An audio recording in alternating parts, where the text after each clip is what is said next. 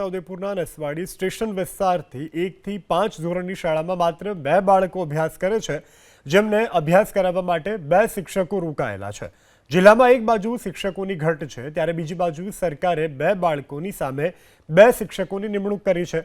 સ્થાનિકોનો આરોપ છે કે શાળા જર્જરિત હોવાથી બાળકોને અભ્યાસ માટે નથી મોકલતા, અન્ય શાળામાં અભ્યાસ કરાવે છે। શાળામાં શૌચાલય અને પીવાના પાણીની પણ વ્યવસ્થા નથી, જેના કારણે ખાનગી શાળામાં અભ્યાસ માટે હજારો રૂપિયા ફી ખર્ચી અને ભણાવવા મજબૂર બન્યા છે। સ્થાનિકોએ તાલુકા અને જિલ્લા શિક્ષણ વિભાગમાં પણ રજૂઆત કરી છે, પરંતુ કોઈ ધ્યાન આપતું નથી।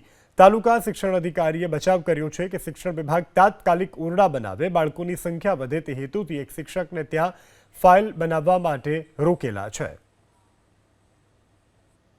સ્કૂલની તમે કામગીરી દેખો તો વિદ્યાર્થીઓનું જોખમ જ છે। આ જોખમમાં ભણવા માટે આવે છે।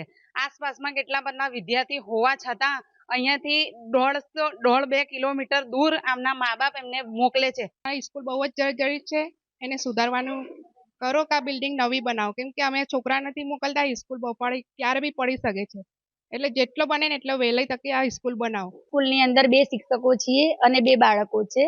આ લોકો આજુબાજુવાળા બાળકો મોકલવા માટે તૈયાર છે, પણ શાળા જર્જરિત છે, પડે એવી છે, એટલે કોઈ મોકલતું નથી। એમ એવું કે છે કે શાળા સારી થશે તો અમે મોકલીશું, એટલે એ બધા મદનીમાં મોકલે છે, અહીં કોઈ મોકલતા નથી। એ શાળાની અંદર જે જર્જરિત ઓરડા છે ત્યાં એને લીધે બાળકોની સંખ્યા પર અસર થયેલી છે, તો આપણા શિક્ષણ વિભાગ દ્વારા તાત્કાલિક એ ઓરડા બની જાય અને બાળકોની સંખ્યા વધે એ હેતુથી આપણે પેલા એક શિક્ષકને ત્યાં ફાઇલ બનાવવા માટે રોકેલા છે।